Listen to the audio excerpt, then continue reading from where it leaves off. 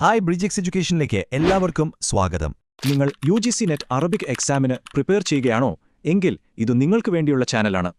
Net സിലബസിലെ ഓരോ യൂണിറ്റും നമുക്ക് ഒരുമിച്ച് സിമ്പിളായി പഠിച്ചെടുക്കാം. അപ്പോൾ ഞങ്ങൾക്ക് നിങ്ങളെക്കുറിച്ചും നമ്മുടെ ഈ കമ്മ്യൂണിറ്റിയെക്കുറിച്ചും കൂടുതൽ അറിയാൻ ആഗ്രഹമുണ്ട്. ഇന്നത്തെ ക്ലാസ് എങ്ങനെയുണ്ടായിരുന്നു? ഈസി ആയിരുന്നോ അതോ കുറച്ച് ടഫായിരുന്നോ? താഴെ കമന്റ് ചെയ്യണേ. ഇനി ഏതൊക്കെ ടോപ്പിക്കുകളാണ് നമ്മുടെ ക്ലാസ്സുകളിൽ വേണ്ടതെന്ന് തീർച്ചയായും നിർദ്ദേശിക്കണം. ഇതുപോലെ ഓരോ യൂണിറ്റും കവർ ചെയ്യുന്ന കൂടുതൽ ക്ലാസുകൾക്കായി ഈ ചാനൽ ഇപ്പോൾ തന്നെ സബ്സ്ക്രൈബ് ചെയ്യുക. നിങ്ങളുടെ ഫ്രണ്ട്സിനും ഗ്രൂപ്പുകളിലും ഷെയർ ചെയ്യുക. നമസ്കാരം. നമുക്കിന്ന് സംസാരിക്കാൻ പോകുന്നത് ആധുനിക അറബി സാഹിത്യ നിരൂപണത്തിലെ വളരെ പ്രധാനപ്പെട്ട ഒരു വ്യക്തിയെക്കുറിച്ചാണ്. മുഹമ്മദ് മന്ദൂർ. അറബി സാഹിത്യം പഠിക്കുന്ന, പ്രത്യേകിച്ച് UGC നെറ്റ് പോലുള്ള പരീക്ഷകൾക്ക് തയ്യാറെടുക്കുന്ന നിങ്ങൾക്ക് അദ്ദേഹത്തിന്റെ ജീവിതവും സംഭാവനകളും തീർച്ചയായും അറിഞ്ഞിരിക്കേണ്ടതാണ്.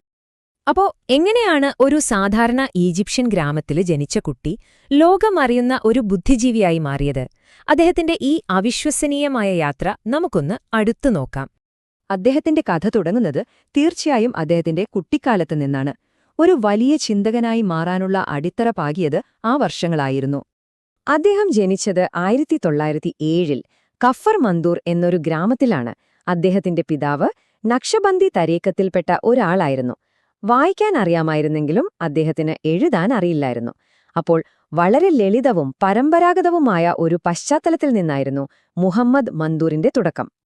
അദ്ദേഹത്തിന്റെ നിശ്ചയദാർഢ്യം എത്രത്തോളം ഉണ്ടായിരുന്നു എന്ന് ഇതിൽ നിന്ന് വ്യക്തമാകും. ഒന്ന് ആലോചിച്ചു നോക്കൂ. എല്ലാ ദിവസവും രാവിലെ 6 കിലോമീറ്റർ ദൂരം ഒരു കഴുതയുടെ പുറത്ത് യാത്ര ചെയ്താണ് അദ്ദേഹം പ്രൈമറി സ്കൂളിൽ പഠിക്കാൻ പോയിരുന്നത്. വിദ്യാഭ്യാസത്തോടുള്ള ആ ഒരു അടങ്ങാത്ത ആവേശം ചെറുപ്പത്തിലെ അദ്ദേഹത്തിനുണ്ടായിരുന്നു. അദ്ദേഹത്തിന്റെ പഠിക്കാനുള്ള കഴിവ് ചെറുപ്പത്തിലെ പ്രകടമായിരുന്നു. വെറുതെ പറയുകയല്ല, ഈജിപ്ഷ്യൻ യൂണിവേഴ്സിറ്റിയിൽ നിന്ന് അദ്ദേഹം ഒന്നിനു പുറകെ ഒന്നായി 2 ഡിഗ്രികളാണ് നേടിയത്. 1929 ആർട്സിലും തൊട്ടടുത്ത വർഷം 1930 നിയമത്തിലും. അപ്പോ ഈജിപ്തിലെ പഠനത്തിന് ശേഷം അദ്ദേഹത്തിന്റെ ജീവിതത്തിലെ അടുത്ത ഘട്ടം, ഏറ്റവും നിർണായകമായൊരു ഘട്ടം, പാരീസിലായിരുന്നു. ആ യാത്ര അദ്ദേഹത്തിന്റെ ബൗദ്ധികമായ ലോകത്തെ ശരിക്കും മാറ്റിമറിച്ചു. പാരീസിലെ സോർബോൺ യൂണിവേഴ്സിറ്റിയിൽ അദ്ദേഹം പഠിച്ച വിഷയങ്ങൾ കേട്ടാ നമ്മൾ ശരിക്കും അത്ഭുതപ്പെടും. പുരാതന ഗ്രീക്ക്, ലാറ്റിൻ ഭാഷകള്, താരതമ്യ സാഹിത്യം, നിയമം, രാഷ്ട്രീയം, സാമ്പത്തിക ശാസ്ത്രം, ഇങ്ങനെ ഒരുപാട് വിഷയങ്ങളിൽ അദ്ദേഹം ആഴത്തിൽ പഠനം നടത്തി. അദ്ദേഹത്തിന്റെ അറിവിനോടുള്ള താൽപര്യം എത്ര വിശാലമായിരുന്നു എന്ന് ഇതിൽ നിന്നും മനസ്സിലാക്കാം. 1939 അദ്ദേഹം ഈജിപ്തിൽ തിരിച്ചെത്തി. അവിടെ നിന്നാണ് അദ്ദേഹത്തിന്റെ പ്രൊഫഷണൽ ജീവിതം തുടങ്ങുന്നത്. ഒരുപാട് വെല്ലുവിളികളും അതേസമയം ഒരുപാട് അവസരങ്ങളും നിറഞ്ഞ ഒരു കാലഘട്ടമായിരുന്നു അത്. പക്ഷെ തുടക്കം അത്ര എളുപ്പമായിരുന്നില്ല. അക്കാലത്തെ ഏറ്റവും പ്രശസ്തനായിരുന്ന തോഹ ഹുസൈൻ ആദ്യം അദ്ദേഹത്തിന് ജോലി നൽകാൻ വിസമ്മതിച്ചു. എന്നാൽ അവിടെയാണ് അഹമ്മദ് അമീൻ എന്ന മറ്റൊരു പണ്ഡിതൻ അദ്ദേഹത്തിന്റെ ജീവിതത്തിൽ ഒരു വഴികാട്ടിയായി വരുന്നത്. അദ്ദേഹമാണ് മന്ദൂറിന്റെ കഴിവുകൾ തിരിച്ചറിഞ്ഞ് സർവകലാശാലയിൽ ആദ്യത്തെ ജോലി നൽകി പിന്തുണച്ചത്. അദ്ദേഹത്തിന്റെ കരിയർ പിന്നെ വളരെ വേഗത്തിലാണ് മുന്നോട്ടു പോയത്. നോക്കൂ, 1942 അലക്സാണ്ട്രിയ യൂണിവേഴ്സിറ്റിയിൽ പ്രൊഫസർ. വെറും 2 വർഷം കഴിഞ്ഞ് 1944 അദ്ദേഹം ആ ജോലി രാജിവെച്ച് പത്രപ്രവർത്തനത്തിലേക്ക് കടന്നു. തൊട്ടടുത്ത വർഷം രാജ്യത്തെ പ്രമുഖ പത്രമായ അൽ വഫ്ദ് അൽ മിസ്രിയുടെ എഡിറ്റർ ഇൻ ചീഫായി മാറി. അപ്പോ ഈ അക്കാഡമിക് പത്രപ്രവർത്തന ജീവിതത്തിനപ്പുറം അദ്ദേഹത്തിന്റെ വ്യക്തിജീവിതവും വളരെ സജീവമായിരുന്നു. 1941 പ്രശസ്ത കവിയത്രിയായ മലക് അബ്ദുൽ അസീസിനെ വിവാഹം കഴിച്ചു. 1950 അദ്ദേഹം ഈജിപ്ഷ്യൻ പാർലമെന്റിലേക്കും തെരഞ്ഞെടുക്കപ്പെട്ടു. അങ്ങനെ വ്യക്തിപരമായും രാഷ്ട്രീയപരമായും നിറഞ്ഞു നിന്ന ഒരു ജീവിതമായിരുന്നു അദ്ദേഹത്തിന്റേത്. ഇത്രയും കാര്യങ്ങൾ കേട്ടപ്പോൾ സ്വാഭാവികമായും ഒരു ചോദ്യം വരും. എന്താണ് മുഹമ്മദ് മന്ദൂറിന്റെ ഏറ്റവും വലിയ സംഭാവന? അദ്ദേഹത്തിന്റെ ഈ യാത്ര അറബി സാഹിത്യത്തിന് നൽകിയ യഥാർത്ഥ പൈതൃകമെന്താണ്? ശരി, നമുക്ക് അദ്ദേഹത്തിന്റെ കൃതികളിലേക്ക് ഒന്ന് ആഴത്തിൽ നോക്കാം. 1943 ഇതൊരു നിർണായക വർഷമായിരുന്നു. അഹമ്മദ് അമീനിന്റെ പ്രോത്സാഹനത്തോടെ അദ്ദേഹം തന്റെ PhD തീസിസ് പൂർത്തിയാക്കി. ഇത് വെറുമൊരു തീസിസ് ആയിരുന്നില്ല, അറബ് ലോകത്തെ സാഹിത്യ നിരൂപണത്തിന്റെ ഗതി തന്നെ മാറ്റിയ ഒരു വർക്കായിരുന്നു അത്. അതുവരെ നിലനിന്നിരുന്ന വ്യക്തിപരമായ ഇഷ്ടാനിഷ്ടങ്ങളെ അടിസ്ഥാനമാക്കിയുള്ള നിരൂപണ രീതിക്ക് പകരം ശാസ്ത്രീയമായ ഒരു സമീപനം അദ്ദേഹം മുന്നോട്ടുവെച്ചു. ആ പുസ്തകത്തിന്റെ പേര് നിങ്ങൾ തീർച്ചയായും ഓർത്തുവെക്കണം.